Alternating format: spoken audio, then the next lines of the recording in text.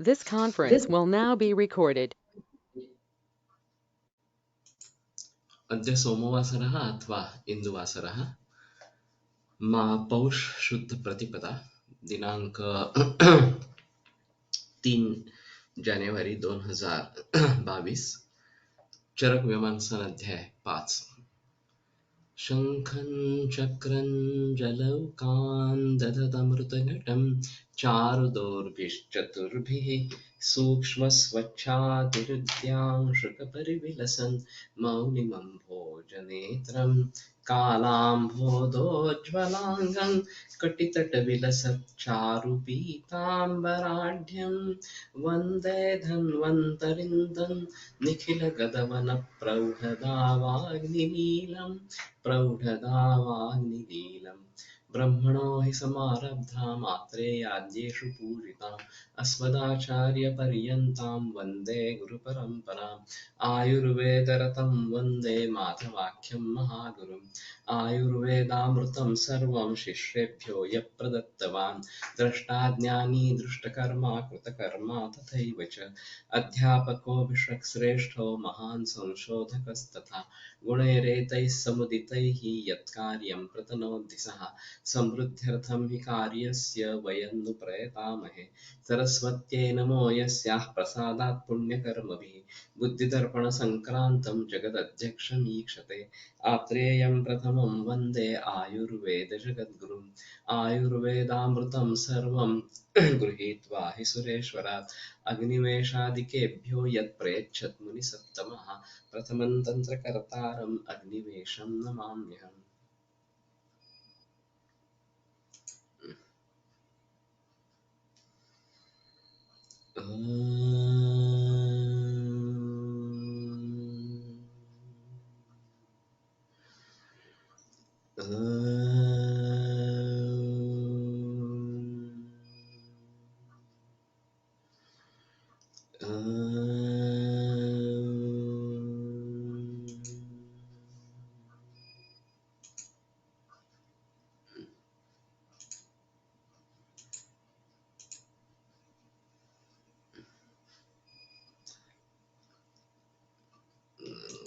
Screen share झालेला नव्हता, आता करतोय.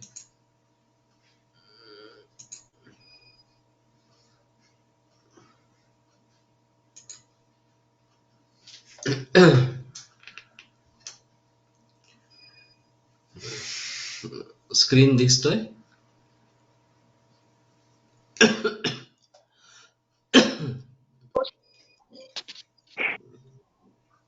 ओके.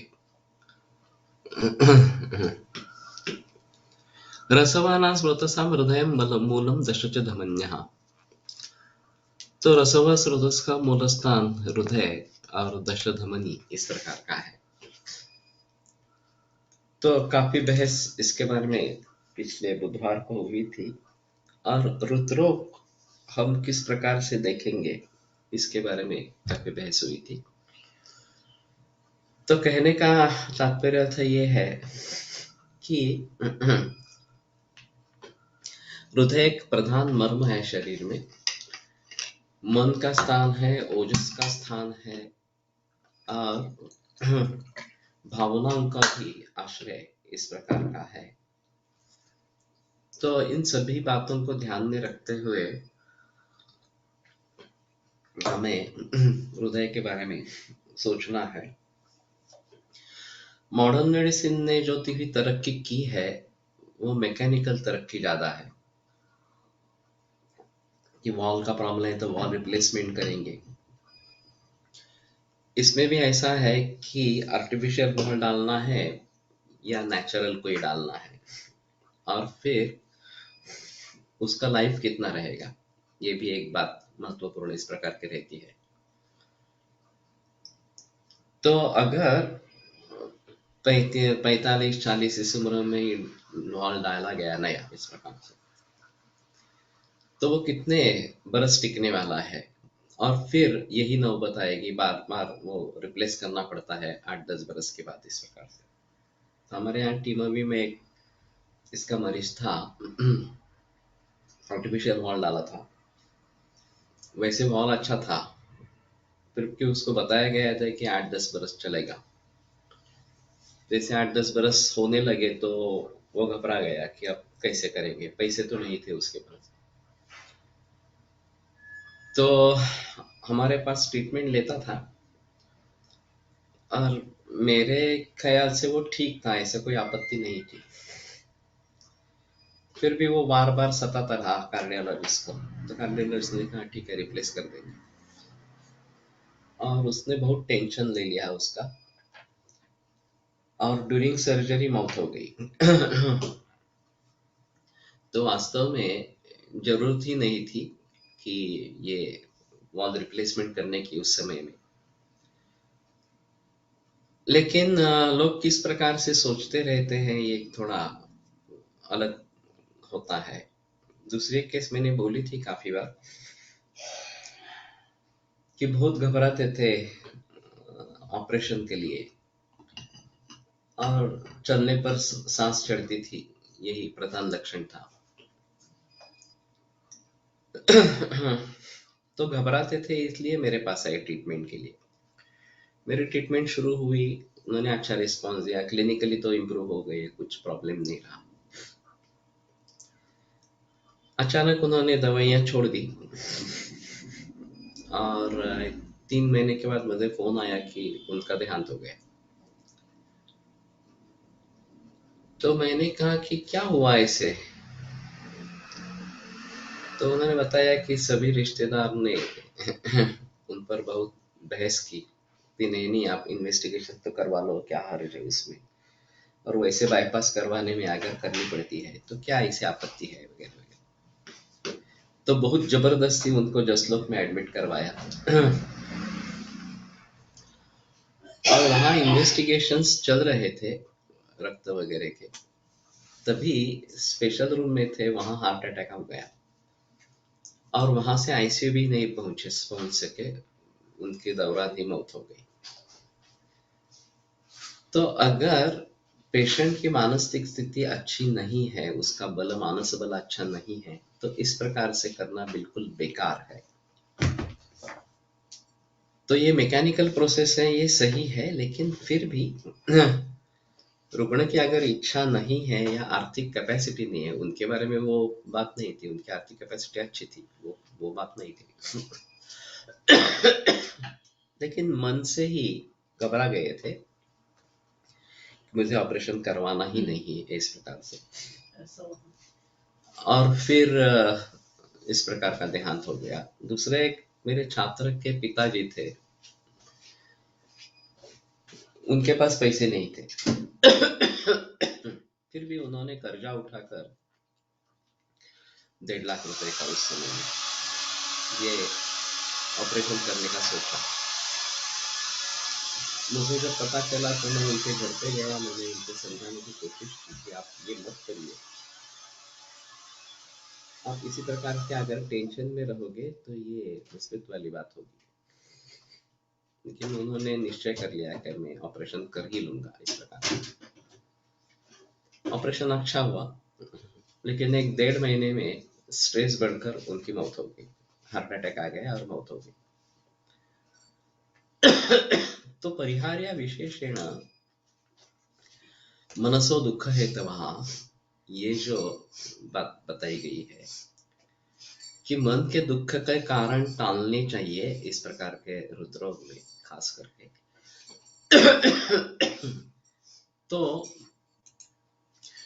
ये बात ध्यान में रखनी ही है, और उसको छोड़कर ऐसा करने की कोशिश करेंगे तो इल्जाम अच्छा नहीं होता है, और ये काफी जगह देखा जाता है। अब किसी भी कारण से अगर सर्जरी हो नहीं पा रही है तो एलोपैथी वाले बता देते हैं कि दूसरा कोई चारा नहीं है, सर्जरी आवश्यक है, और वो नहीं कर सकते तो कोई अभी ट्रीटमेंट ही नहीं है इसके लिए, इस प्रकार से। तो ये मूर्खता है। एलोपैथी में भी कंजर्वेटिव लाइन ऑफ ट्रीटमेंट है, ऐसा नहीं है कि कंजर्वेटिव लाइन ऑफ ट्रीटमेंट नहीं है। और रिवर्सिंग हार्ट डिसीज, ये जो डीन अर्निश की किताब है, अमेरिका स्थित एमडी डॉक्टर, वो काफी अच्छी है। उन्होंने योग और जीवन शैली इनके आधार पर हार्ट डिसीज रिवर्ट होता है सब प्रमाण सिद्ध किया है। उनके प्रोग्राम चलते रहते हैं। वो $10,000 लेते थे एक बरस के लिए, और वो पेशेंट को अपने जेब से छोड़ते थे। फिर एक इंश्योरेंस कंपनी ने सोचा कि अगर हम स्पॉन्सर करते हैं इस प्रोग्राम को तो कंपनी को काफी मुनाफा मिलेगा, क्योंकि अगर बाईपास सर्जरी ने एडवाइस की है तो $1.5 लाख उसका खर्चा आता है।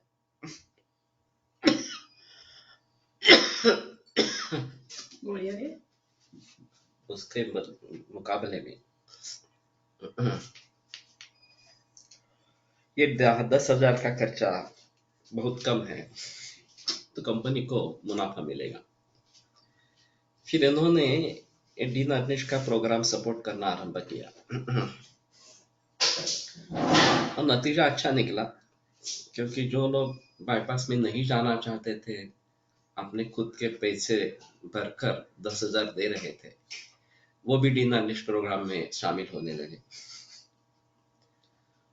और उसका कहना था कि 1 बरस तक हाई रिस्क रहती है, 1 बरस के बाद रिस्क कम होती जाती है, 5 बरस में इधर मूल जो आर्टरीज है वो सुधर जाती है, कोलैटरल्स डेवलप हो जाती है, तो आगे दिक्कत नहीं रहती। ये उन्होंने सब सिद्ध किया इस प्रकार का। तो ये बड़ी इंडस्ट्री बन गई है हार्ट डिसीज के बारे में, और पूरा कमर्शियलाइजेशन इस प्रकार का है। अभी जब एंजियोग्राफी की सलाह दी जाती है तो अगर सिंगल वेसल डिसीज है तो तुरंत बाहर आकर पूछते हैं कि एक ही वेसल में डिसीज है तो आप एंजियोप्लास्टी हो सकती है, तुरंत फिर से करने की जरूरत नहीं पड़ेगी, तो आप तुरंत निर्णय बता दो। जनरली लोग तैयार हो जाते हैं करने के लिए और फिर एंजियोप्लास्टी हो जाती है। अगर ट्रिपल वेसल डिसीज है तो डॉक्टर को उठना पड़ता है और फिर से तैयारी करके बाईपास सर्जरी करनी पड़ेगी। लेकिन उस बीच अगर आपका इंश्योरेंस है तो बहुत ही प्रेशराइज किया जाता है कि आपके पास तो इंश्योरेंस है, कोई प्रॉब्लम नहीं है आपको, और ज्यादा से ज्यादा ये स्टेंट डालना है उसके पैसे पड़ेंगे, बाकी ऑपरेशन तो फ्री हो जाएगा।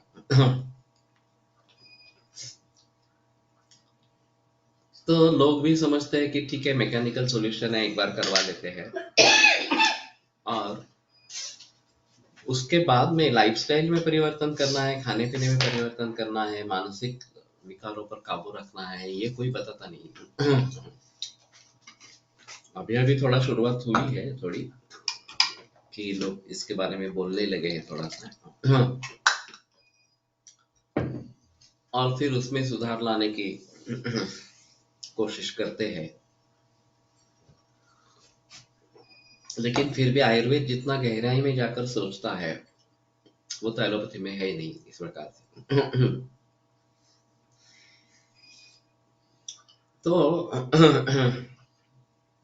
जैसे डेंटिस्ट्री में पूरा मैकेनिकली कारोबार है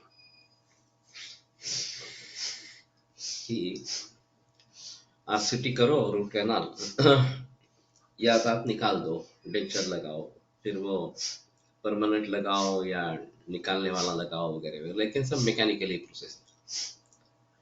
उसी प्रकार रुद्रोग के बारे में भी हो गया है, और मैकेनिकल सॉल्यूशंस यही सबसे अच्छा रास्ता है, इसी प्रकार से बताते हैं। वैसे गायनेकोलॉजी में आईयूआई आईवीएफ भी है, ये भी केवल मैकेनिकल सॉल्यूशंस है। पण त्या क्षणाला हार्टचा प्रॉब्लेम येतो तेव्हा आपल्याला ॲलोपॅथीला शरण जायला लागतं, तेव्हा काही उत्तर आहेत का? असं नाही आहे, ॲलोपॅथीत शरण गेले म्हणजे वाचतं तसंच कोणी सांगितलंय लोकांसारखं।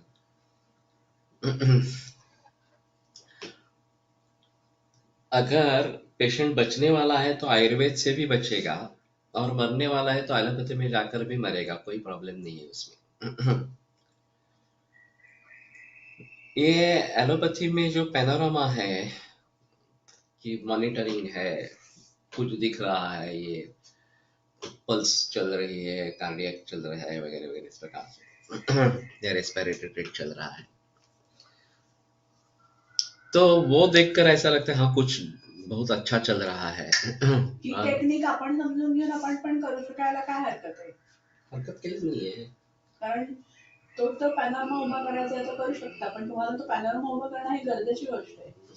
हो ना, चाहिए, लेकिन अभी आयुर्वेद के अस्पताल ही नहीं है, कार्डियक अस्पताल कहाँ होंगे। पहली बात होनी है कि सभी शहरों में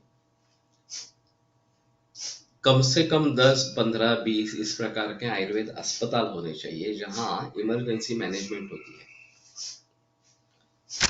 अभी ये NABH एक्रेडिटेशन भी आ गया है, तो कुछ इंश्योरेंस कंपनी इसको सपोर्ट इस प्रकार की कर रही है,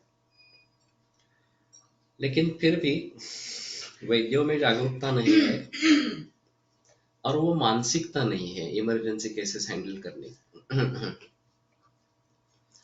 तो फिर हम हृदरोग के केसेस भी जरूर हैंडल कर सकेंगे, ऐसा नहीं है। सभी बच पाएंगे ऐसा तो नहीं कह सकते, लेकिन कोशिश तो पूरी हो सकती है। और अगर संयोग से हमने एलोपैथी में भेज दिया और वो बच गया वहां पे इस प्रकार से, तो ठीक है, हमें क्या करना चाहिए था इसके बारे में थोड़ा सोचना पड़ेगा, लेकिन अनुभव से ही हम सीखेंगे, ऐसा ही है। तो जन की मानसिकता अभी थोड़ी थोड़ी बदल रही है, उतनी नहीं बदल रही। इमरजेंसी के लिए आयुर्वेद ये अभी भी लोगों के मन में नहीं है। केवल जब दूसरा कोई चारा नहीं रहता तो इमरजेंसी के लिए कुछ भी ये बात चलती है, लेकिन अगर एलोपैथी में ऑप्शन अवेलेबल है तो लोग पहले वो ही इस्तेमाल करेंगे, वो आयुर्वेद में नहीं आएंगे। तो ठीक है, ये प्रधान मर्म है हृदय, और तात्काल मौत हो सकती है, ये एक अहम मुद्दा इसमें है, और इसलिए शायद लोग ज्यादा घबरा जाते हैं और मैकेनिकल सॉल्यूशंस ढूंढते रहते हैं इस प्रकार से। शोणितवानां स्रोतसाम यकृत मूलम प्लीहा च, रक्तवाह स्रोतस जो है उसका यकृत और प्लीहा ये मूल स्थान इस प्रकार का। सकलो आप्यो रसा यकृत प्लीहानो प्राप्य रागम उपैति, ये एक निर्देश है। तो जो आप्य रस है, रस धातु, यह यकृत प्लीहा में पहुंचकर उसको रक्त वर्ण प्राप्त हो जाता है, उसका कन्वर्जन रक्त में इस प्रकार का होता है। तो वैसे देखा जाए तो रक्त एक अहम धातु है और उसका काफी महत्व है। अष्टांग हृदय के वायु पित्त कफश्चुति त्रयोदोषा समासतः, इस सूत्र के आधार पर याद नहीं, अरुण दत्त या हेमाद्री ने रक्त चौथा दोष है या नहीं है इसके बारे में काफी बहस की है। त्रय एवं 3 ही दोष है, तो कुछ लोग रक्त को भी दोष मानते हैं, ऐसा कह के सिद्धांत में रक्त दोष नहीं है, दूष्य है, दोषों से दुष्ट होता है इस प्रकार से। लेकिन दोष जैसा है, दोष तुल्य है, ये बात उसने कही है। इसके ऊपर एक निबंध स्पर्धा आयोजित की गई थी और मैंने उसे हिस्सा लिया था, रक्त से दोष तुल्यत्व। ज्यादातर मेरा बहस इसी सूत्र की टीका पर था। लेकिन कैंसर जब से ट्रीट कर रहा हूं तो एक बात ऐसी है कि बहुत सारे कैंसर के मार्कर्स है जो खून में पाए जाते हैं, रक्त में पाए जाते हैं। तो इसका रिप्रेजेंटेशन रक्त में आ जाता है और फिर रक्त में चिकित्सा करके, रक्त की चिकित्सा करके हम कैंसर तक पहुंच सकते हैं, ये मैंने सोच लिया। और इसलिए रक्तपाचक का प्रयोग करना है सभी में। फिर हमने सोचा था कि महाकल्याणक घृत एक अच्छी दवा है, और ये अगर मोह की बात पकड़ लेते हैं कि सेल्युलर लेवल पे मोह है इसलिए कैंसर बढ़ता है, तो वो दूर करने के लिए महाकल्याणक घृत अच्छा है। और दैवोपहत चेतसी, ये भी फलश्रुति में लिखा है। तो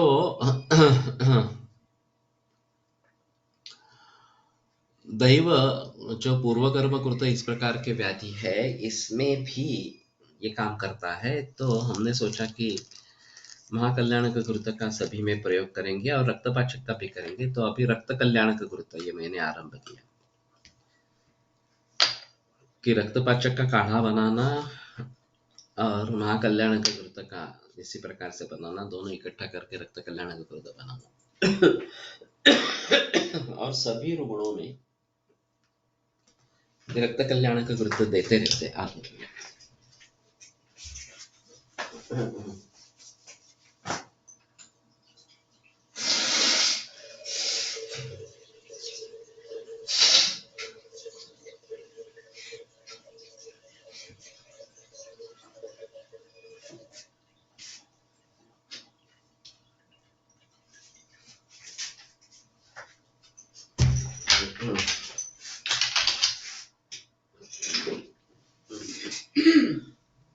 तो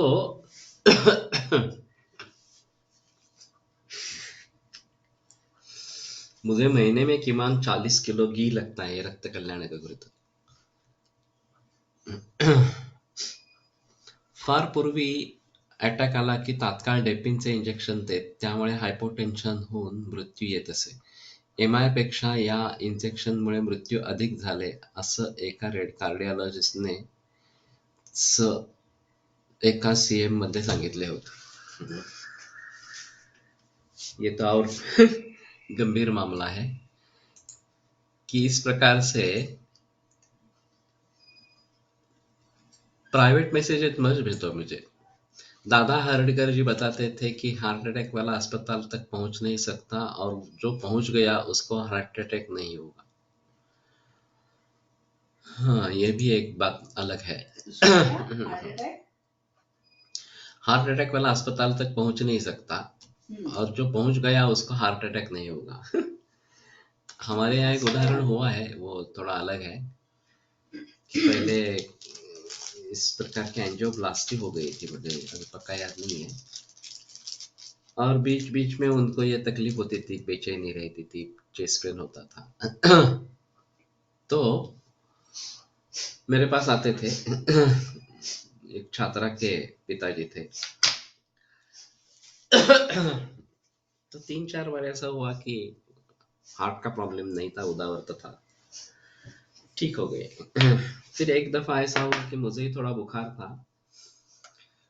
तो मैंने उनको कहा कि मैं तो क्लिनिक नहीं जा रहा हूँ, मैसेज जा रही है, लेकिन मुझे बुखार है तो आप वहीं पे रुको, मिसेस आकर देखेगी आपको। तो सीधा रिक्शा करके घर पे चले आए और मेरे सामने ही कोलैप्स हो गए। सिस्टोलिक बीपी 40 था, पसीना था, चेस्ट पेन था, बेचैनी थी। तो मैंने तुरंत हेमागर में चटवाया, उससे वो सुधर गए। फिर कार्डियक एम्बुलेंस बुला के उसका अस्पताल में दाखिल किया। और मेरी एक थोड़ी सी मूर्खता हुई कि मेरी दवाइयाँ बंद कर दी मैंने, शायद मालूम नहीं, वो बताते वहां पे तो चलता था, नहीं चलता था इस प्रकार से। लेकिन दोपहर 1:30 बजे फिर से अटैक हुआ, थर्ड अटैक। फिर उन्होंने काफी कोशिश हुई, आईसीयू में थे, लेकिन कुछ फायदा नहीं हुआ, पेसमेकर तक बिठाया, लेकिन मौत हो गई। तो ये अजीब बातें हैं थोड़ी सी। तो इसके बारे में प्रेडिक्शन करना बहुत मुश्किल इस प्रकार का होता है। Hereditary spherocytosis fear shape RBC secondary to lack of enzymes, whether rasa pachak and prasadana can be used. Patient get intermediate jaundice and hemolysis, splenomegaly. Please guide further. मैंने केस देखी नहीं है स्पेरोसाइटोसिस साइटोसिस की, तो बताना मुश्किल होगा।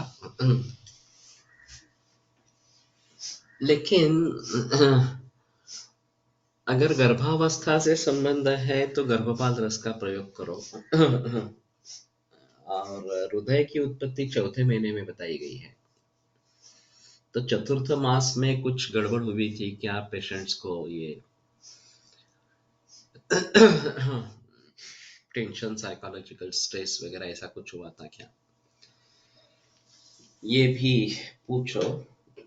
फिर चतुर्थ मंथ का कल्प जो है वो देना है और बाकी सिम्टोमेटिक ट्रीटमेंट करनी है।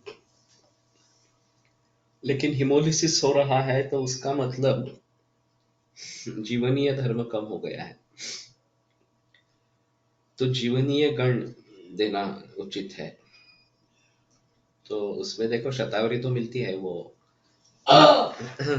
लेकिन और क्या देना है ये थोड़ा सा देखो। और वैसे आसान नहीं होगी केस ट्रीट करने के लिए।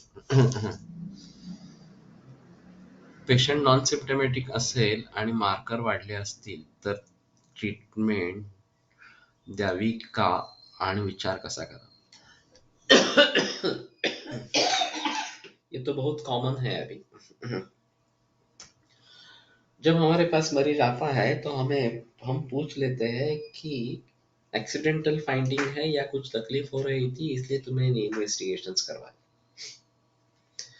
बहुत सारे समय ऐसा होता है कि एक्सीडेंटल फाइंडिंग है, इंश्योरेंस करवाना था इसलिए इन्वेस्टिगेशंस की, तो उसमें पता चला कि कोलेस्ट्रॉल बहुत हाई है, डायबिटीज है वगैरह वगैरह, और फिर उसकी दवा शुरू हो गई इस प्रकार से। तो उस समय में अगर लक्षण ही नहीं है तो रोग व्याधि अशेष विशेषण स्वरूपेमेव न ज्ञायते,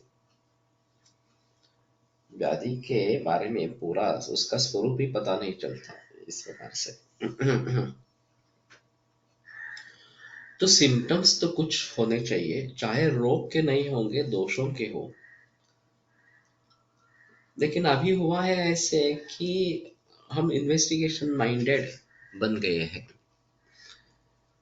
और फिर इस अवस्था में ऐसा होता है कि अगर सिम्टम्स नहीं है तो क्या करेंगे, तो हमारा निदान करने की कोशिश करेंगे, ये एक अहम मुद्दा रहेगा।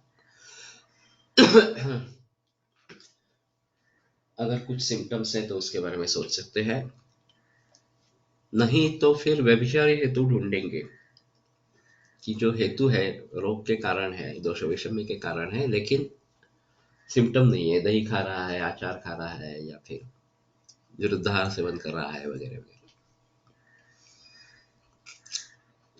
और फिर आगे चलकर हिपेटाइटिस बी पॉजिटिव है, HIV पॉजिटिव है वगैरह वगैरह, इस प्रकार के भी मरीज मिलते हैं, सिम्टम्स नहीं है। तो उसके लिए जो भी कुछ दवा करनी है, ये गुम्यामल की इन विट्रो स्टडी हुआ है हेपेटाइटिस बी के ऊपर,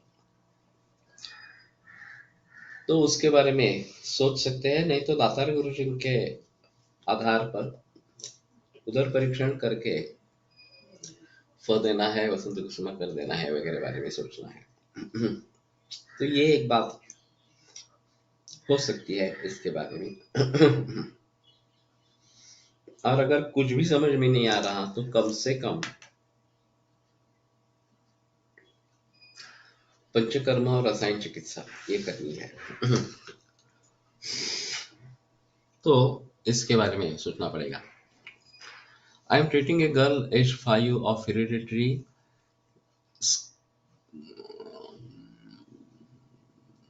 ओके स्पेरोसाइटोसिस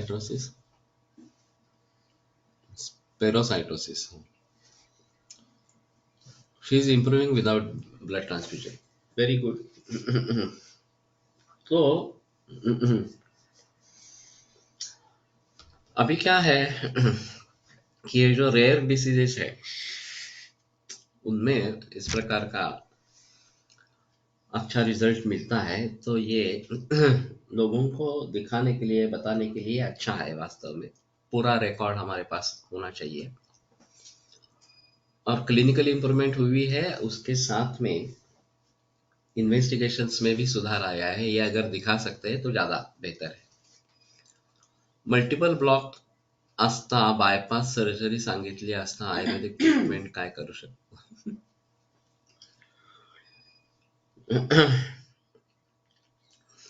ये बात छोड़ दो, मल्टीपल ब्लॉक्स है, बाईपास सर्जरी का सुझाव दिया गया है। मैं उनको बताता हूं कि रिस्क दोनों में है। ऑपरेशन करने में भी रिस्क है, उसके बारे में कोई बोलता नहीं है। सर्जिकल कॉम्प्लिकेशंस भी हो सकते हैं, बाद में भी मौत हो सकती है, और ऑपरेशन न करने में भी रिस्क है, क्योंकि कभी भी हार्ट अटैक हो सकता है। तो आपकी अगर तैयारी है कि विदाउट ऑपरेशन हमारी ट्रीटमेंट करनी है तो कर सकते हैं, और उसमें इमरजेंसी के लिए एक दवा देके रखते हैं। अगर हार्ट अटैक होता है, हृदय मित्रवटी करके मैं प्रयोग में लाता हूँ। इसमें हेमगर्भ एक हिस्सा, श्रृंगभस्म 10 हिस्सा, और अर्जुन चूर्ण 100 हिस्सा, और उसको पर्णबीज स्वरस की भावना गोली बना इस प्रकार से। तो ये सब लिंगवल देता हूँ और अस्पताल में जाने के लिए कहता हूँ अगर मुसीबत आती है तो ठीक है। हमें अपनी तरीके से सोचना है कि किस प्रकार से इसमें काम करेंगे, और स्रोतरोध ये प्रधान लक्षण है। तो तद्वन मस्तु सरम स्रोतशोधि विष्टम्भ जिल लघु, ये मस्तु जो है वो स्रोतशोधि है। मस्तु षटपल घृत एक मिलता है, बनाना पड़ता है थोड़ा सा। नहीं तो मैं मस्तवासव बनाता था, अब ये रुक गया है, फिर से उसको फिर से वापस में लाना है। तो कंपनी नहीं है, मेरी खुद की बनाई है। पाठ तो मैंने बता दिया, तुम भी बता सकते हो, बना सकते हो।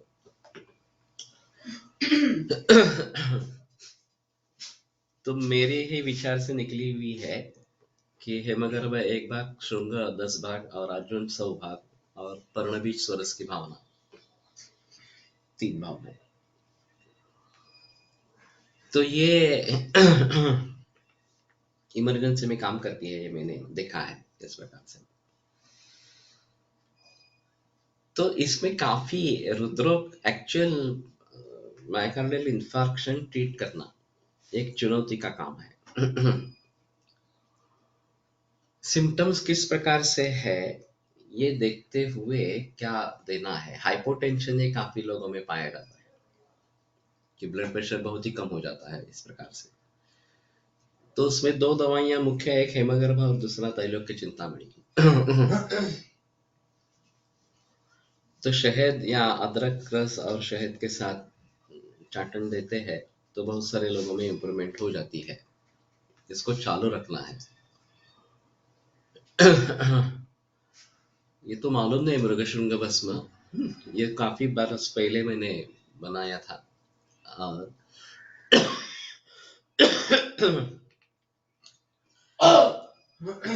जो मिलता है एक्चुअली, बागेवाड़ीकर सर का कहना था कि मृगशृंग छोटे सिंह होते हैं, अभी जो मिलता है वो सांबर सिंह है, वो मृगशृंग नहीं है,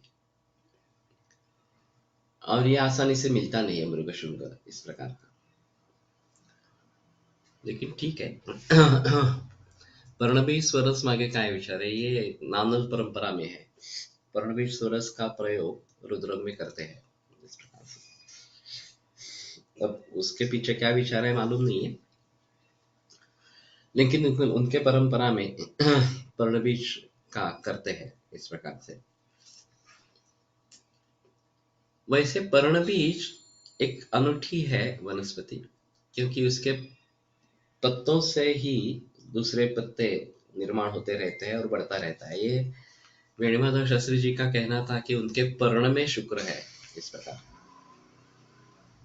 तो शायद ये बात होगी, क्योंकि मकरध्वज का काफी प्रयोग भाग्यवडेकर शास्त्री ने किया है रुद्रों में। मकरध्वज वैसे जानी मानी शुक्र की दवा है और अगर ओजक्षय, ये एक अहम कारण है, शुक्र क्षय के कारण ओजक्षय हो गया, तो शायद ये बात बनती है इस प्रकार से। पर्णबीज म्हणजे पेरू नाही, एक काय त्याचं नाव, पानफुटी, ब्रायोफाइलम ऐसा काहीतरी मला वाटतं, पानफुटी करके है, पानफुटी म्हणतात, यस। इसमें काफी रस रहता है और वैसे मिलती है, ऐसी कोई ज्यादा पत्ती इस प्रकार की नहीं है। पेरू को बहुबीज कहते हैं। तो कहने का तात्पर्य अर्थ ये है कि रुद्रों को ट्रीट करना एक अलग बात इस प्रकार की है। फिर भी थोड़ी अजीब बात है कि माधव बाग ने इसको उठा लिया, फ्रेंचाइजी देकर कमर्शियलाइजेशन करके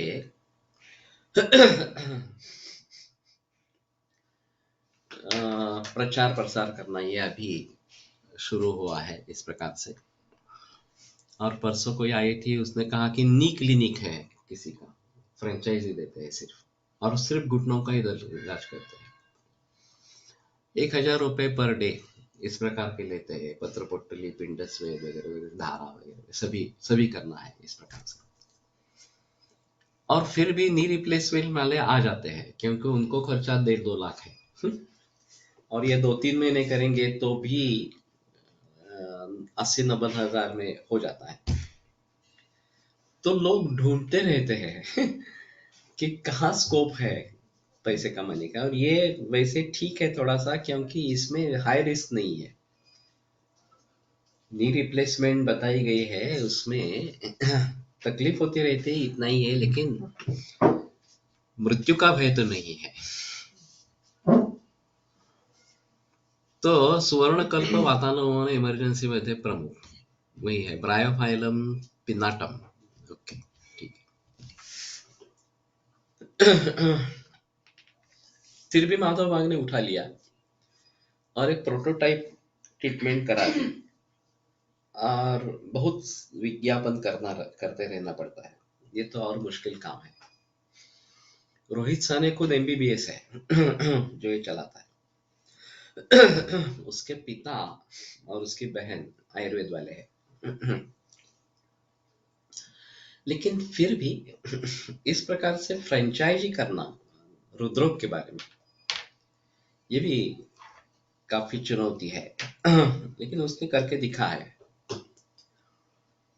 अगर इंश्योरेंस कंपनी इसको सपोर्ट करने लगेगी तो ये जल्दी से बढ़ेगा। जैसे गिल ननिश को किया उस प्रकार से।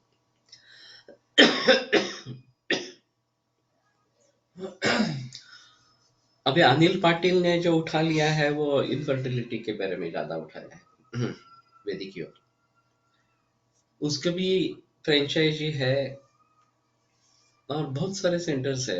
हम दोनों एक व्यासपीठ पे थे, पिंपरी चिंचवड में कहीं, या आकुर्डी के कॉलेज में, मुझे याद नहीं है। तो वो बता रहा था कि पूरा महीना घूमते रहता है, एक एक सेंटर में जाकर मरीज को देखना इस प्रकार, और 2 मिनट से ज्यादा देखता ही नहीं है। मुख्य काम जो करना है, वहां पे जो असिस्टेंट रखा है उसको करना है, ये सिर्फ एक मुंह दिखाने के लिए आता है इस प्रकार से। फिर भी इनफर्टिलिटी में अगर ये IVF करना है तो पैसा भी बहुत ज्यादा लगता है, नुकसान बहुत होता है पूरे बदन का। और उसमें सक्सेस हो गया तो ठीक है, सक्सेस नहीं हुआ तो उस औरत को पूरी जन्म तक वो भुगतना पड़ता है, जो हार्मोनल इम्बैलेंस क्रिएट करते हैं ये सभी। उससे तो ये बेहतर है, इसमें कोई संदेह नहीं है। तो लोगों ने इस प्रकार के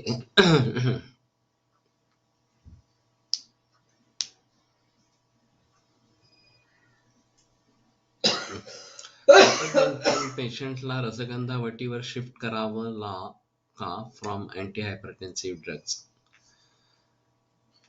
अगर पेशेंट का समाधान नहीं होता है तो करना है इस प्रकार से। वास्तव में मूल रूप से हाइपरटेंशन की चिकित्सा होनी है, तो हाइपरटेंशन नहीं रहेगा इस प्रकार से। ये अभी जो मैंने आउरा स्कैनिंग की बात की थी, अनूप देव करके डेंटिस्ट है एक्चुअली, उसको हाइपरटेंशन की शिकायत थी और बहुत सारी दवाइयां लेने के बाद भी वो सेटल नहीं हो रहा था।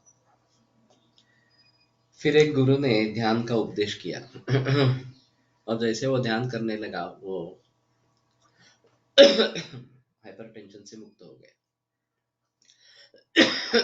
और फिर ये आउरा स्कैनिंग वगैरह आगे बातें हुई।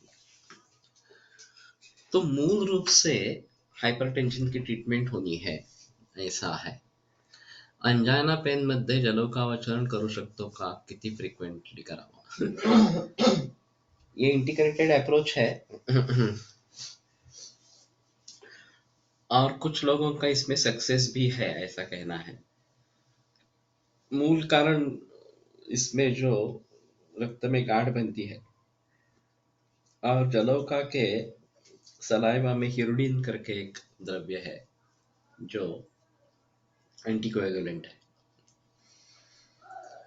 और इसके जरिए वो ग्रंथि पिघल जाती है, रक्त की ग्रंथि, और फिर रिलीफ मिलता है, ऐसा है उसमें। मैकेनिकल है, कर सकते हैं, लेकिन क्लॉट है वगैरह वगैरह ये तो देखना पड़ेगा। अभी ये नए नए निदान के तरीके, नए नए चिकित्सा के तरीके आ रहे हैं। रुद बस्ती ये कल्पना पहले तो नहीं थी, अभी इसमें जालू बस्ती, रुद बस्ती ये सब प्रचलन में आ गए इस प्रकार से। और अंजाइना पेन जो है वो रुद्रोग से जुड़ा होगा ही, ऐसा नहीं कह सकते, केवल उदावरतवाद से भी जुड़ा होता। उसी छात्र की माँ बीमार हो गई थी जिसके बारे में मैंने पहले बहस की, उसके पिता की मौत हो गई रुद्रोग से, और सीवियर चेस्ट पेन था। 3 दिन यहाँ अस्पताल में एडमिट रही, कुछ फायदा नहीं हुआ। फिर घर लेके आए, तो मैंने घर पे जाकर फिर उदावरत की ट्रीटमेंट की और वो पेन शांत हो गया। उसमें भीति का भी एक बहुत माहौल था, क्योंकि पति की डेथ इसी के वजह से हुई थी। तो चेस्ट पेन है तो रुद्रोग है, रुद्रोग है तो मौत होने वाली है, ये डर बहुत था। उसको काफी समझाना पड़ा कि ये अगर रुद्रोग होता और 3 दिन तो अस्पताल में आईसीयू में थी, तो वहीं पे कुछ पता चलता ना उसके बारे में, वहां तो कुछ नहीं निकल रहा है। तो ये मानसिक ही है, और इस प्रकार से करना ये आवश्यक इस प्रकार का होगा तो उसका फायदा हुआ, और फिर वो पेन शांत हो गया इस प्रकार से। केवल हिरुडिनसाठी जलोका वापरणार असू तर त्यापेक्षा हेपॅरिनचे इंजेक्शन देणे सोपे। इसमें ऐसा है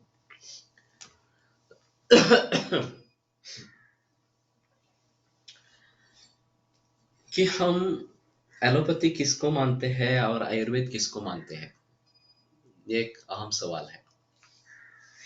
अगर हम लीच एप्लीकेशन करते हैं तो हम समझते हैं हमने आयुर्वेद का प्रयोग किया है, अगर हिपैरिन देते हैं तो समझते हैं हमने एलोपैथी का प्रयोग किया है।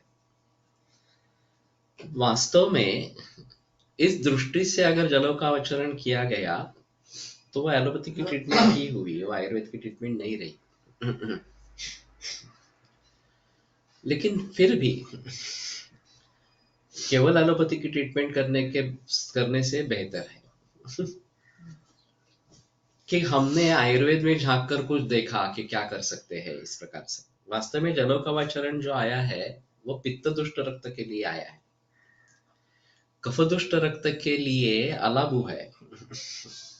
और अगर ग्रंथि बन गई है तो कफ दुष्ट रक्त ज्यादा है तो अलाबू का प्रयोग करना चाहिए। अलाबू कैसे करेंगे? ये तो काफी मुश्किल इस प्रकार का हो जाएगा।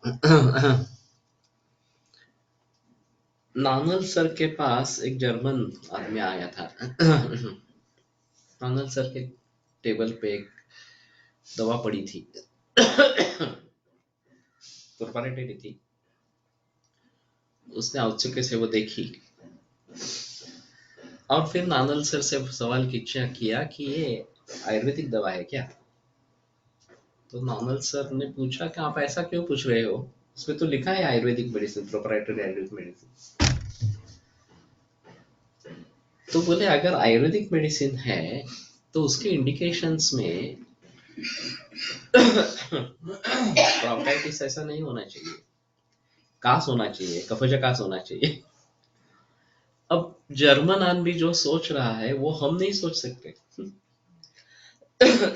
हमें लगता है कि क्या प्रोप्राइटरी मेडिसिन है, भले ही मॉडर्न मेडिसिन के अनुसार लिखा गया हो, लेकिन है तो दवा आयुर्वेदिक, कंटकारी वगैरह ऐसे ही द्रव्य है, तो कोई प्रॉब्लम नहीं है, हम आयुर्वेद की दवा ही प्रयोग कर रहे हैं इस प्रकार से। तो शास्त्र का प्रयोग शास्त्र में होता है, शास्त्रीयत्व में होता है, औषधियों पर नहीं है। तो हमारे विचार अगर आयुर्वेदीय है तो heparin is cheaper and better available than जलोका। उदावरताची योग्य चिकित्सा।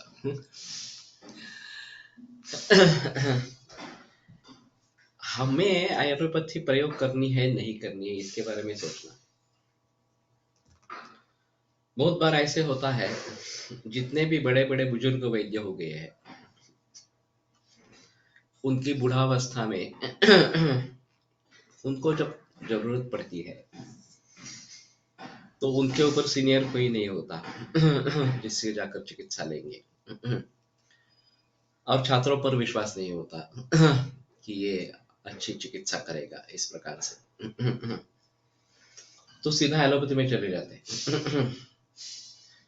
और ये बड़ा ब्लेम है कि हम खुद बरसों बरसों तक केवल आयुर्वेद चिकित्सा करते रहे और अंत में मुझे एलोपैथी लेनी पड़ी इस प्रकार से। तो ये बड़ा सदमा है सभी वैद्यों के लिए। और बहुत सारे उदाहरण हैं, बापू नानल से लेकर विलास नानल, जड़ूकर शास्त्री ने तो बाईपास सर्जरी टाली थी, लेकिन जब अंत में फिर से अटैक दौरा हुआ, हार्ट अटैक का, तो एलोपैथी में लेके गए। दो घर वाले लेके गए, उनकी तो इच्छा नहीं थी इस प्रकार। तो ये बड़ा मुश्किल काम है।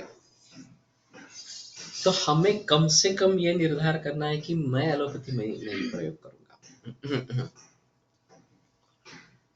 अगर रुग्ण में एलोपैथी देने की आवश्यकता है और उससे सुधार होने की कुछ संभावना है तो मैं एलोपैथी के डॉक्टर की सहायता ले लूंगा, एमबीबीएस या एमडी डॉक्टर की एलोपैथी की, और उसको कहूंगा ठीक है तुम्हारे हिसाब से जो भी देना है वो दे दो, साथ में हमारी ट्रीटमेंट चलती रहेगी। मैं खुद अगर एलोपैथी देने लगा तो मेरा आयुर्वेद विचार करना ही बंद हो जाएगा। और ये सबसे बड़ा नुकसान है। हमारा कर्तव्य है कि हम आयुर्वेद की दृष्टि से विचार करें। एलोपैथी का डॉक्टर को सोचने का सवाल ही नहीं है उसका, उसने पढ़ाई नहीं है, कुछ सिखाई नहीं है। तो हम ही अगर हमारा कर्तव्य भूल जाए कि मुझे आयुर्वेद करना है इस प्रकार से, यश मिलना नहीं मिलना ये अलग चीज है। साध्य रोगी है फिर भी यश नहीं मिल रहा, ये ज्यादा तकलीफ वाली बात है। असाध्य है, यश नहीं मिल रहा तो ठीक है, अलग बात है, लेकिन साध्य रोगी है और यश नहीं मिल रहा। कोई भी सर्दी जुकाम की बात हो या सोरियासिस हो या कैंसर हो या हार्ट अटैक हो, कुछ भी हो इस प्रकार से, तो उसमें हमारा ज्ञान बढ़ाते रहना, हमारा अनुभव बढ़ाते रहना, यही अच्छा तरीका है। और ये निश्चय कर लेना है कि मैं एलोपैथी का प्रयोग नहीं करूंगा। अभी मेरे पूरे प्रैक्टिस में अभी ये बताना पड़ रहा है कि विटामिन D3 B12 बहुत कम है, तात्कालिक सहायता के लिए किसी केमिस्ट के पास जाकर ले लो। मैं खुद प्रिस्क्रिप्शन नहीं देता, लेकिन ये नतीजा है जर्सी गाय के प्रचलन के कारण निर्माण हुआ। उसके बारे में कोई बताता नहीं, मैं बताता हूँ कम से कम इसके बारे में। और अगर मरीज देसी गाय के दूध पर है तो आगे मेंटेन हो जाता है। ऐसा होता है। और दूसरी बात जो मैंने की है वो सपोजिटरी का प्रयोग किया है। हमारे यहाँ भी फलवर्ती है, लेकिन पेशेंट कहीं दूर है, बीड़ में है, और फलवर्ती की जरूरत है, फलवर्ती मिलने वाली नहीं है वहां पे, तो मैं सपोजिटरी लगाने के लिए बताता हूँ। इन दोनों चीजों को छोड़कर मैंने निश्चय पूर्वक किसी भी व्यक्ति को कोई भी एलोपैथी की दवा नहीं दी। कैंसर में बहुत ज्यादा पेन है तो मैं बताता हूँ कि तुम कैंसर ऑन्कोलॉजिस्ट से बात करो, पैच लगाओ, उससे फायदा होता है तो ठीक है, नहीं होता है तो देखेंगे कैसे करेंगे आगे। इस प्रकार एका रुग्णाला छातीत जळजळ होणे तक्रार होते, ॲलोपॅथीमध्ये मला अँथ्रासिस कमी विक्री वाढते, कार्डियक स्पेशलिस्ट ट्रीटमेंट घेतली तरी उपशय नाही, माझ्याकडे आला त्यांना अस्थिमज्जा पाचक वापरलं, त्याने 7 दिवसात उपशम मिळाला। अशीच केस माधवाय स्वाहा मध्ये सांगितली आहे, त्याने विचारांना वेगळी जोड मिळाली। बायवारू के जो लेख है इसके बारे में उनको भली भांति पढ़ लेना जरूरी है। काफी मुश्किल है समझना, लेकिन फिर भी उनके विचारों को समझना एक अलग बात इस प्रकार की है। और ये अच्छा उदाहरण है जिस प्रकार से केस हैंडल हुई है, बहुत अच्छा उदाहरण है। तो पब्लिश करो किसी मासिक में। तो ये बात है कि आम्हाला काही कळलं नाही ते तुम्ही सांगा। अस्थिमज्जापाचक वापरलं, वृद्धाह असं लक्षण होतं, ते कमी होतं, वृद्धाह असं लक्षण होतं। तो पण काय विचार करू माहिती नहीं, कदाचित ते स्टर्नम से, बायवारू के केस में स्टर्नम से रिलेटेड ये जलन थी इस प्रकार, और वो ठीक नहीं हो रही थी, और अस्थिमज्जापाचक का उन्होंने प्रयोग किया था। अभी मयूरी ने क्या सोचा है मालूम है? तुम बताओ, अगर तुमने ऐसा कुछ सोचा था क्या कि अस्थि इस प्रकार का है। वैसे इस प्रकार के कुछ मरीजों में रुद्रोग पाया जाता है, और रुद्रोग की ट्रीटमेंट करने से ये ठीक होता है, आम्ल पित्त नहीं होता, तो उसको रुद्रोग की ही चिकित्सा चाहिए। तो अम्ल पित्त और रुद्रोग इन दोनों में डिफरेंशिएट करना है। अभी रुद्रोग में अहम सिम्टम जो है वो आयासेन श्वास है,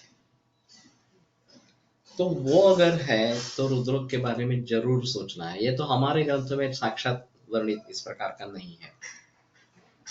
पण कालची जी आपल्याकडे केस होती ना, मीच घेतली होती ती, कारण त्याला आयासाने श्वास नव्हता, त्याला हृदरोगाचे खूपच कॉम्प्लिकेशन्स होते। म्हणजे आता तो दोनदा त्याची हे झाली, बायपास दोनदा झाली त्यांची, आणि त्याला ऍसिडिटी पण नाहीये।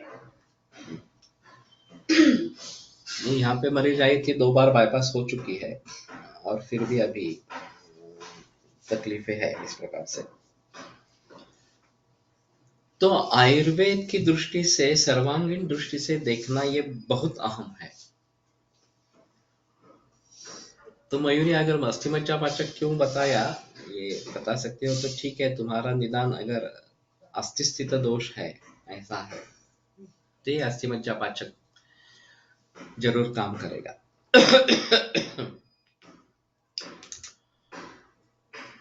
और जलन हृदय में हो रही है, वो शायद हृदय से संबद्ध नहीं है, परशुका के संबद्ध वगैरह ऐसा कुछ है, ऐसा भी हो सकता है। लेकिन वहां पे हो रही है तो लगता है कि रुद्रोक से संबद्ध इस प्रकार का है। दोन 10चे स्थान उरु अस्थि या ठिकाणी होते, रुद्रकामृत यांची इतर कोणतीही लक्षणे नव्हती। ओके, तो बढ़िया है केस इस प्रकार से।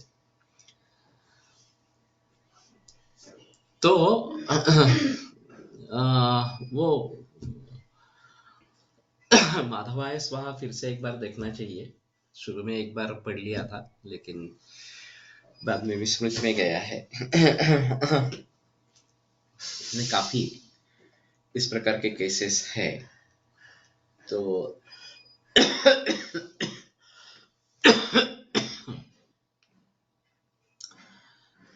तो ठीक है, हम रसव स्रोतस और रक्तव स्रोतक से केवल शुरुआत की गई थी और उसके आगे कुछ बहस नहीं हुई। त्याच्यामध्ये एक बेसिक शंका अशी आहे की यकृत आणि हृदय दिलंय, पण रसापासून दुरुस्त करायला पाहिजे का? तर तसापासून दृष्टी असेल तर अगर रस से दृष्टि का आरंभ हुआ है तो रस से करना है, रक्त से आरंभ हुआ है तो रक्त से करना है। तो किसकी दृष्टि है ये देख के वही मैं बता रहा हूँ, वो स्टर्नम से रिलेटेड है। लेकिन मुझे जहां तक याद है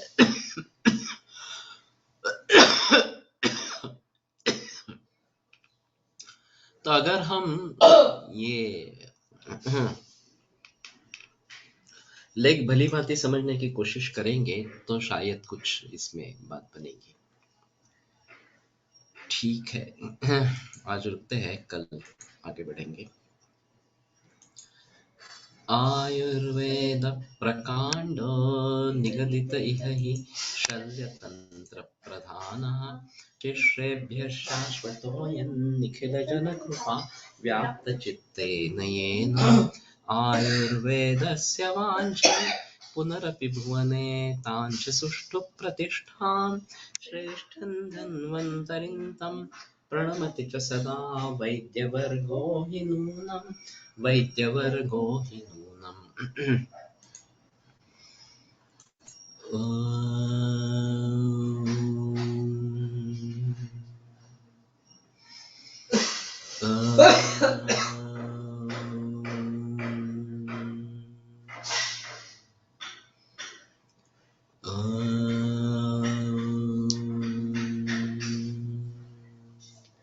ओम शांति शांति शांति।